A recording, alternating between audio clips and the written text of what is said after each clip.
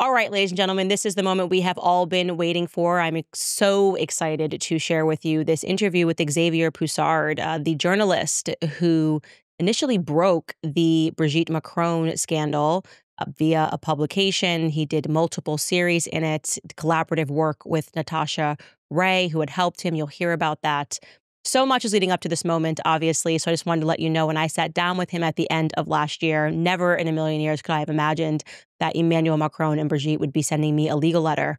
I believe because they knew that this interview was going to be forthcoming and they did not want this series to happen. And in many ways, this series may not have happened had it not been for me digging my feet further into the ground simply because I believe in free speech and I believe in information and I believe that what is happening in France is evil. Xavier Poussard has never before this moment appeared on camera. He has been remarkably private about his work. He has dedicated years of his life, has dealt with the brunt of what I would describe as a totalitarian government in France coming after him and his family. He has uprooted his family and had to move to Italy to make sure that they were safe and make sure that they were protected. And of course, he is not the only one. But this interview is a culmination of a year worth of work, really a year last year where I read just the tip of the iceberg and recognized that this was an explosive story. And then when Xavier Poussard and I initially sat down and we just showed a picture of him, YouTube moved to take the interview entirely off and essentially said that we weren't allowed to discuss cults or imply anything about cults, but we felt that they had perhaps been contacted by someone with a lot of power. Well, this time, what we've done as a response is we built an entire website where we can put interviews like this up without the fear of having them taken down. And of course, that's at CandaceOwens.com. So what we're going to do today is we're going to give you 15 minutes of that interview with Xavier Poussard here on YouTube, obviously making sure that nothing trips over any other policies. And then the rest of the interview will be available for free at CandaceOwens.com so that you can watch it in its entirety. Just to let you guys know, when he and I were sitting down, I was still trying to comprehend elements of the story.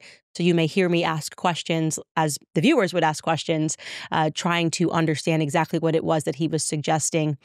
That's why we felt that making this a series so that you guys could at least have the backing of the first 6 episodes to comprehend what he is saying, which I think most of you do now, was so important to us, so important to the team. We have put so much work into this, and I am just truly humble in all of this, grateful to Xavier Poussard, Natasha Ray, and all of the journalists who have braved the French government, really, and the evil of the French government to bring us to this moment. So without further ado, here is Xavier Poussard. Xavier, I really don't even know where to begin here. I already feel like this is going to be the biggest story of the year, and we're only in January. And so I think just for my audiences and everybody worldwide, just tell us how you got involved in the Brigitte Macron, Emmanuel Macron story, what your background is, and what piqued your interest. Alors, je me suis intéressé à Brigitte Macron, tout simplement parce que je fais des portraits de presse. So I got into this subject because I'm interested in press portraits, and that means I specialize in unauthorized press portraits, the sort of things that people might not want somebody to say about them. But I do so with a conscience, and I do so as accurately as possible. And so they sort of dropped this biography, Brigitte Macron, Emmanuel Macron. There's this unofficial biography that gets dropped about them. And what is the first thing that strikes you as peculiar? Ce qui était très étrange dans le cas d'Emmanuel Macron, There was an over-mediatization. The mainstream media decided to very strongly attack the other candidates during the 2017 presidential election, particularly Penelope Fillon, and sort of hail and laud everything surrounding Emmanuel Macron and Brigitte. They were essentially attacking the far right, everyone apart from them. So they tried to paint this picture of Macron as being a sort of Mozart-esque figure, that he was very virtuous and precarious. They began forming a narrative that he had met this woman when he was 17 years old. So this man of great precarious nature, a conqueror, a virtuoso, who no one could resist, essentially just as Mozart was. So the first lie was regarding age. A journalist had compiled a combination of the amount of times it was noted that they initially spun a narrative of him being 17 years old and her being 36. And so it was sort of this brave man, going after the woman he loved at a young age because he was just a daring young chap, so to say. Whereas, in fact, he was 14 at the time and she was 39. Which turns it from a brave story into a story of pedophilia and the abuse of a minor. When their real age was brought to light, there were many mechanisms of communication in the play from the couple. They really played on the way the story was brought to the public. It was sort of like Robert De Niro and Dustin Hoffman's movie Wag the Dog, where they used a spin doctor who brought certain messages to the public to distract them from the actual true scandal at hand. But there was a narrative spun of the difference in age being an issue between a man being younger and a woman being of an older age, whereas the difference of age was exactly the same between, for example, Donald Trump and Melania, yet no one batted an eye there. However, the issue is not so much the difference in age, and people sort of jumped on the bandwagon here and said, well, why? It's so unfair how a man with a more advanced age being with a younger woman is not an issue, but the reverse is quite scandalous. But that is not the issue here. It's an issue of the age of Macron at the time when he was 14. So this is clearly the abuse of a minor rather than just having a salacious story of a difference between the age of a man and a woman. So essentially what you're saying is the media tried to do the modern feminist spin on this. Somebody got involved and said, we'll take the feminist angle, the sexist angle, the misogynist angle, the ageist angle, and say, you only notice this because it's an older woman. And why is that a problematic if it's okay for Donald Trump to be dating Melania? It's actually a very smart way to try to spin it. But you're going, no. This is not about the age gap between because it's a man or a woman. Emmanuel Macron was just 14 years old and she was 39.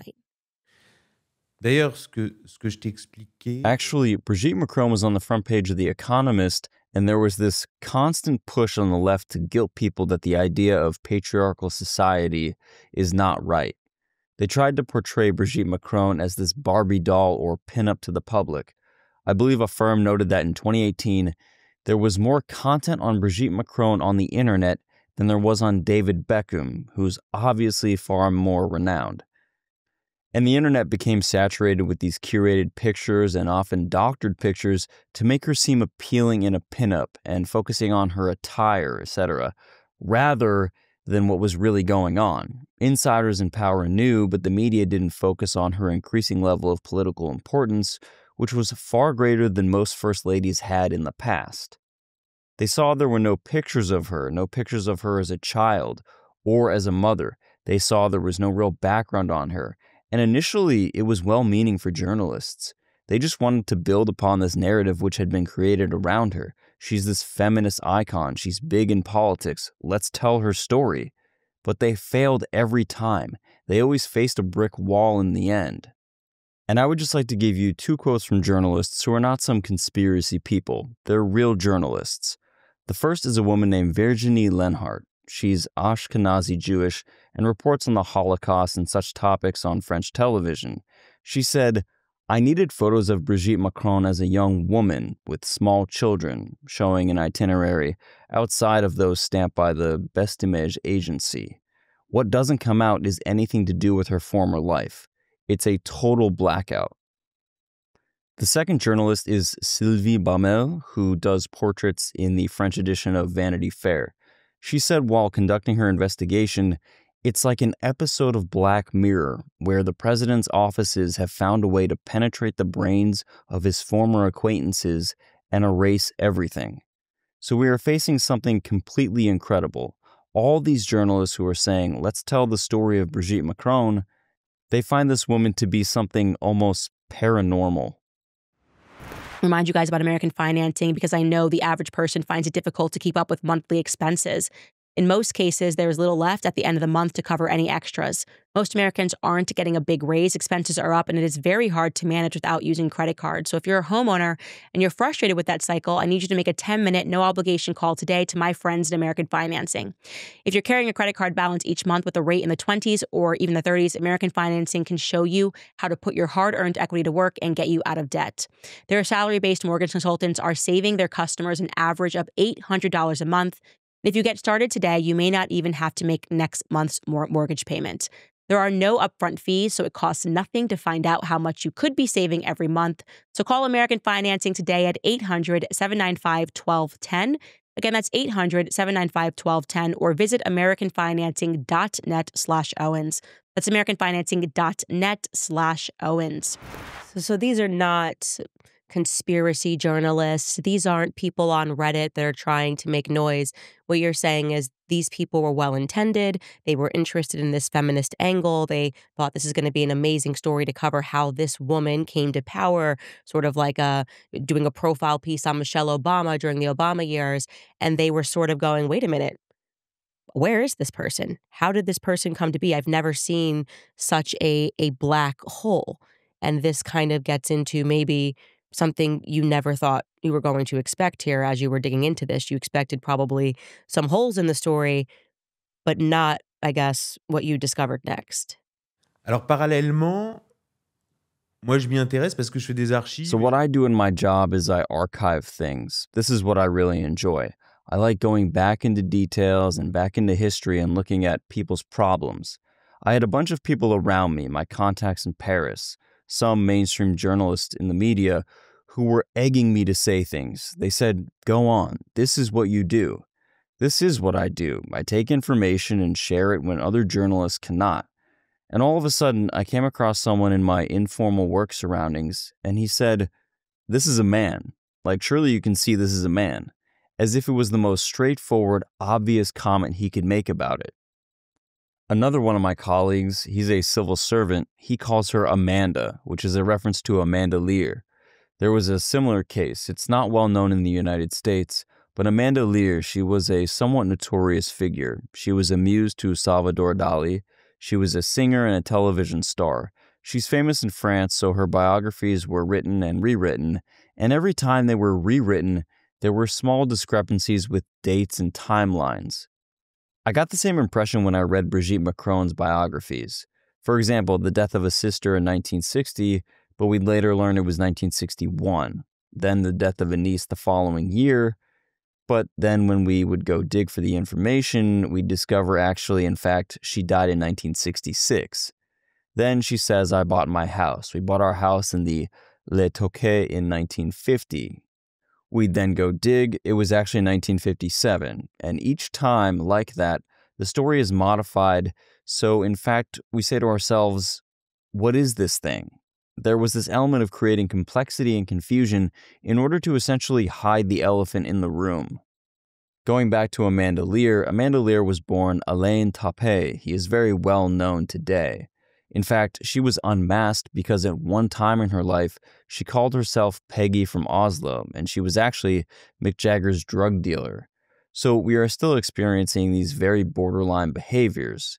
My point is, this avenue of a transsexual persona has been created before, but it's very dangerous to try to delve into it because you run the risk of being branded a madman. Who is this man claiming this absurdity? Is he crazy?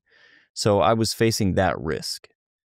I started talking to my broader network. I started going to everyone I knew trying to figure out what was going on because I knew there was a story here and I wanted to deepen myself within the story. But the French, all in all, don't realize what's going on. It's not really on their radar. They're not quite aware as to how big this is. All of a sudden, I get a number from this girl called Natasha Ray. She's just a normal citizen, not a journalist. She claims to be able to prove Brigitte Macron is a man. So we begin to exchange ideas and work together for a month. And is this the moment when you were first introduced to, I guess, the name, the person, Jean-Michel Trogneau? Because prior to, there were essentially just no pictures of Brigitte Macron for 30 plus years of his or her life. And was it Natasha that first brought forth the name to you, Jean-Michel Trogneau?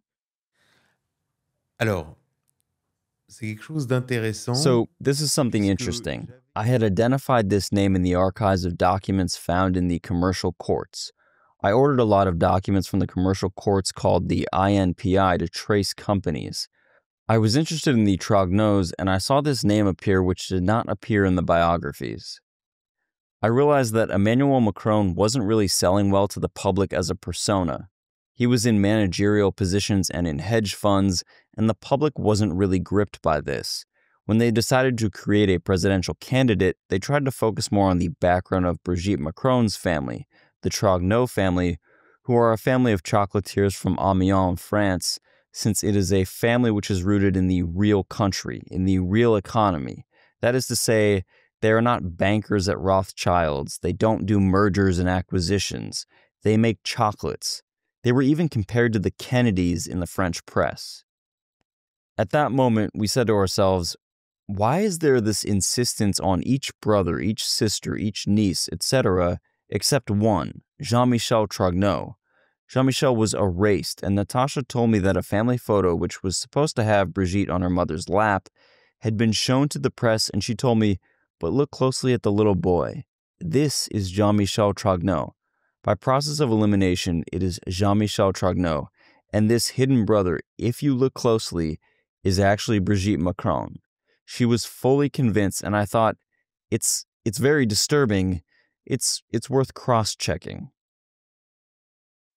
So in America, there's an expression, we say the dog that doesn't bark, right? So what's quite interesting is this is the dog that's not barking. There's all of this information about all the family members, and you recognize that there's no information about this family member. And that photograph that we saw of their family in Amiens, I remember the first time that I saw that photo because that's actually what got me involved in the case. It was, for me, a matter of common sense. I just looked at the photo, and the Daily Mail was trying to tell me that the little girl on the lap was young Brigitte, and I just looked over to the left of the photo, and I said, "No, I have 2 eyes." Obviously, I don't even know what the theory is, but that's clearly Brigitte, a very distinct face. You can't really change your face. Well, I guess you can, but, it was very distinct to me. So this is sort of, what Natasha noticed is you're looking at this family photo, you're looking into Amiens, you're looking into this chocolatiers, and you're noticing that this boy on the left, you don't know anything about whatsoever. S What happens next? Alors, moi, je me dis dans mon journal, In an article, I stated that, this is a legitimate question. It's one worth posing. Why is Brigitte hiding parts of her past? And why is there such an unwillingness to speak about Jean-Michel? What really prompted me to pursue this question was when Natasha and I started speaking about this, they detained her on order of a cousin of Brigitte Macron. Natasha would develop an in-depth thesis on how Brigitte Macron is Jean-Michel Trogneau and who Brigitte's children actually belong to. We then realized further that one of the cousins was trying to set us up by giving us details which weren't quite accurate, essentially sending us down the wrong avenues. They tried manipulating Natasha, myself, since I relied on this thesis for information, and another reporter as well, into pursuing these false leads, perhaps on order from the Élysée and the government itself.